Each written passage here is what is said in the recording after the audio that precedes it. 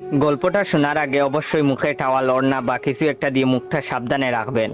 মায়ের হাতে খেলানি খেলে আমি দায়ী না। বল্টু হ উচ্চারণ করতে পারে না, হকে গো বলে ফেলে। ক্লাসে নতুন ম্যাডাম এসেছে, এবার পরিচয় পর্ব শুরু হলো।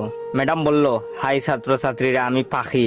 এবার তোমাদের পরিচয় দাও দেখি। হাই আমি মন্টু, হাই আমি সেন্টু। এভাবে যে যার মতো পরিচয় দিল। এবার বল্টুর পালা। বল্টু বলল, গাই আমি বল্টু। ম্যাডাম বললেন, কি বললে হারামি? বল্টু বলল, গাই বললাম, আপনি আমাকে গাই বলেছেন, আমিও আপনাকে গাই বললাম। ম্যাডাম বললেন, কি তোর সাহস কি করে হলো আমাকে গাই বলতে? কে তোকে এসব বলতে বলেছে, বল আমাকে। বল্টু বলল, প্রধান শিক্ষক, তিনি বলেছেন ম্যাডাম এসে সবাইকে গাই বলবে, তোমরাও ম্যাডামকে গাই বলবে। বল্টুর কথা শুনে ম্যাডাম কাঁদা শুরু করলো। এমন সময় পাশের ঘর থেকে হেড স্যার আসলো।